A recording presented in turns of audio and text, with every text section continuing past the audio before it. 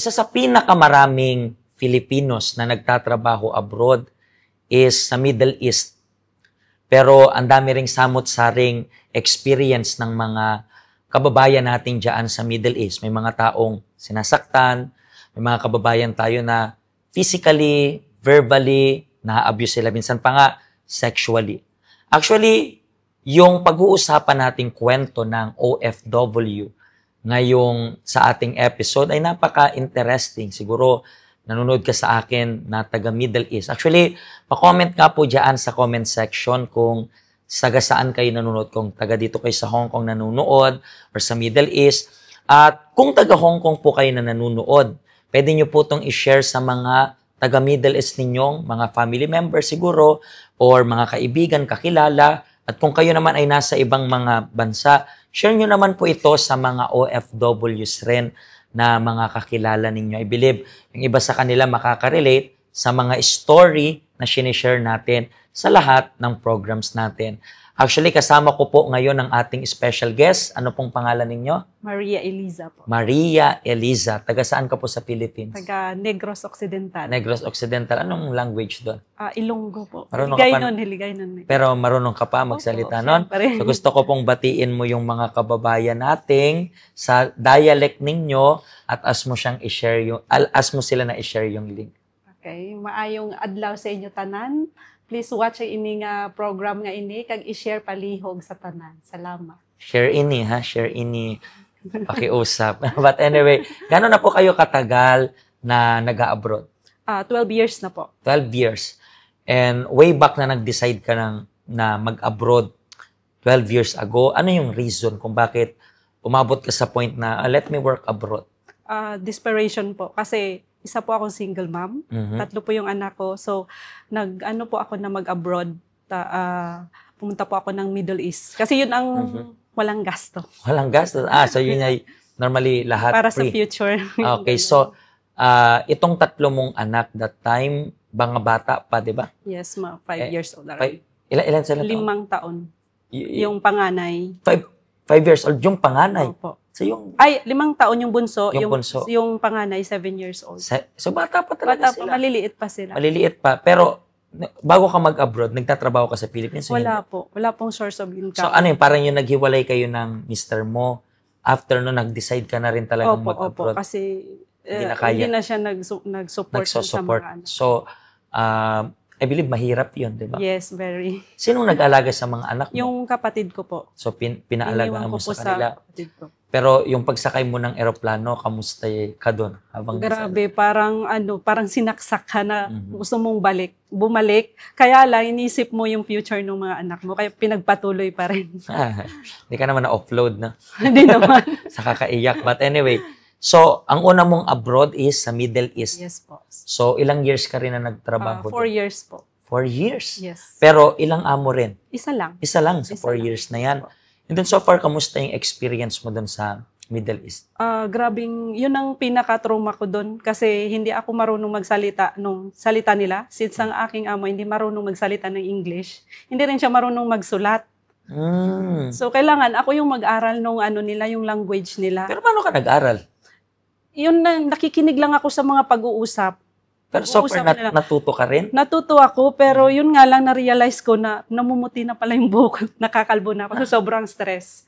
Kasi pag hindi mo alam yung makipag-communicate sa kanya, hindi mo alam kung ano bigla na lang kanyang sisigawan. So, hindi mo alam yung tuwing gigising ka, anong kasalanan ko, ba't nagwawala na naman siya, yung gano'n. So, aside from mga ganito, ano pa yung mga naranasan mo dyan? Hindi ka makakalabas, wala kang day off.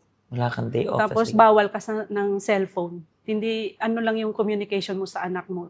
Once, kasi hihiram ka sa kanya ng telepono niya.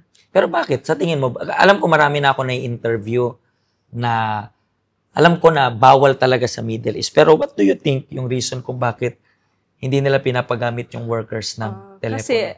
Kasi akala nila tatakas ka or mayroon kang imi-meet up na ibang lahi, mga ganon. Yun ang baka tumakas ka. Kaya parang nakakulong rin kayo doon. Opo. Kasi sa Middle East ata, uso talaga yung takas doon, di ba? Yes, lalo na yung mga na-abuse. Kaya lang, nakakatakot rin tumakas kasi wala kang papel.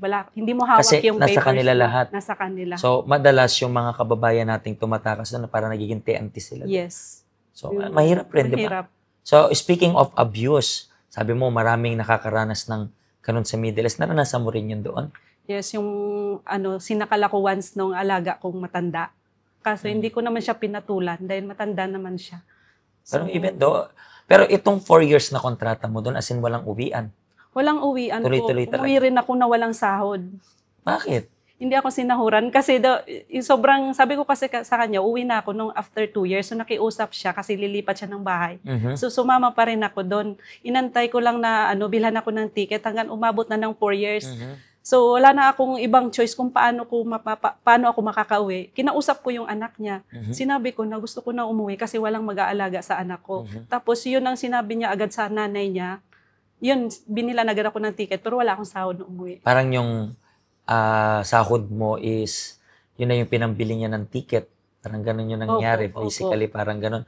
Let me just cut saglit. Ito po yung reason. Kaya pag-isipan nyo po ng maigi. Especially, kayo po na nagbabalak sa Middle East. Sabi ko nga, hindi ako against sa decision ninyo kasi at the end of the day, decision nyo naman yan. Pero mahirap po talaga dyan. Mahirap talaga dyan.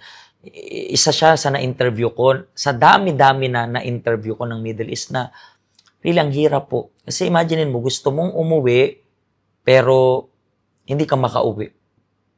Kasi po doon, gaano katagal na ikaw, for example, hindi ko alam ikaw nakapag-work ka doon, pero gaano ba katagal na pwedeng walang exit doon? Wala naman doon kung kailan gusto mo umuwi or ano. Like for example, walang limit kung gaano Kasi katagal. kasi sa experience ko po, wala naman sila sinasabi na pwede kang, kasi hindi namin hawak yung magugulat ka lang naka-renew na yung passport mo kasi hawak nila. Totoo. So, lahat talaga.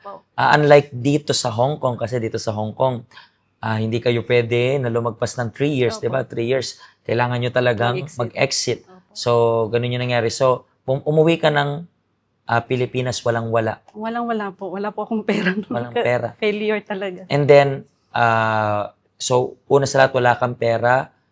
Pero nagtagal ka muna sa Philippines bago ka mag-ibang bansa ulit or naghanap ka na agad ng... Mayroon na po ako ditong amo na a-applyan kasi direct po ako.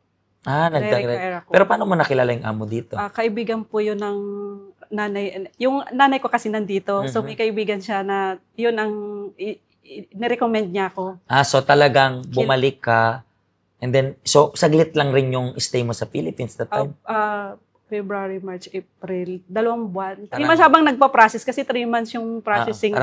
Training lang. After pagdating talaga, nag-apply agad ako. Tapos training and then alis na agad dito. And then, pagpunta mo dito, nakailang amo ka na dito? Isa lang. Yun lang hanggang ngayon. So, basically, ito yung kabaliktaran. Opo. Yung freedom na wala ka sa Middle East, andito lahat. Yung pamilya na, yung communication sa family na wala doon. Dito ko naranasan. Yung walang day off doon? Meron dito. Yung kabaliktaran talaga. Hawak mo yung papers mo, andito lahat. Meron kang, dito kasi, para sa mga hindi nakakalam, dito sa Hong Kong, ganda ng batas kasi talaga. Yes. Dito talagang, they protect you as well. No? Hindi lang yung mga residente, kundi pati kayo. Paano ka nakapunta dito sa help center? That time po kasi, yung parang na ako kasi, palipat-lipat kami ng bahay ng amo ko. Tapos parang wala na rin akong everyday off. Parang kahit na malaya ako na may mga kaibigan ako. Naghanap ako ng isang lugar na sabi ko gusto kong pumunta sa isang lugar na yung may maturuan ako na mawala tong mga bigat sa dibdib. So talagang marami kang dinadala. Maraming luggage kahit na may malaya ka. No, kasi I believe, correct me if I am wrong, pero alam natin na minsan, kahit may mga kaibigan tayo, minsan yung kaibigan natin hindi matino kausap rin. True. Minsan gusto natin may mapagkwentuhan, na mapaglabasan ng pinagdadaanan natin na seseryosohin rin tayo. Diba? So dito mo yung mga gaano ka katagal na nandito sa Hong Kong bago mo nakita yung health center? Saglit lang or medyo matagal rin?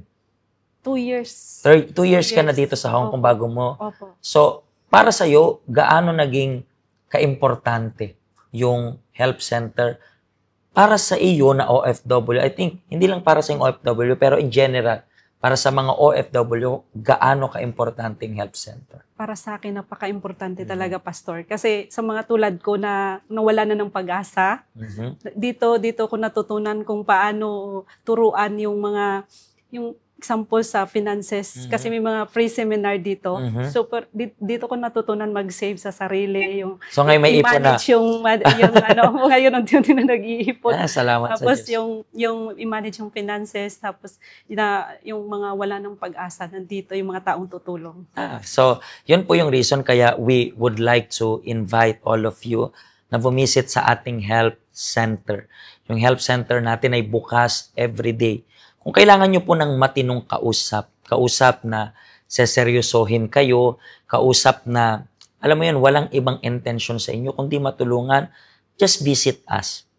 Open kami every day, 7 days a week, araw-araw. Just visit us. Kung kailangan nyo ng karagdagang information, just call us as well.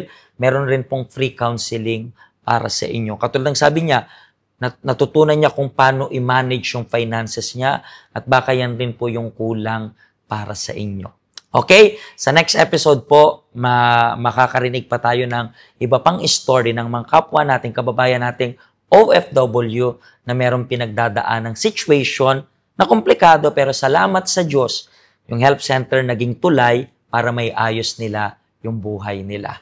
Maraming salamat po sa special guesting ninyo at maraming salamat rin po sa inyo na tumutok hanggang dulo. Okay, pagpalain po kayo ng Diyos. Hello, ako po si Pastor Joshua dito po sa UCKJ Health Center dito po sa Hong Kong. At yung mga napanood nyo pong testimony ay mga testimony ng mga OFW dito sa Hong Kong. Pero I believe makaka-relate rin naman kahit nasaan po kayong bansa. Basta OFW. Ang health center po natin ay walang pinipiling religion. Base na rin po sa name, Health Center. Kung kailangan nyo po ng karagdagang information, nandito lang po sa baba lahat ng information na kailangan ninyo, kontakin nyo lang po kami at magiging masaya po kami na matulungan ka, ma-assist ka, nasaan man po kayong bansa. Pagpalain po kayo ng Diyos.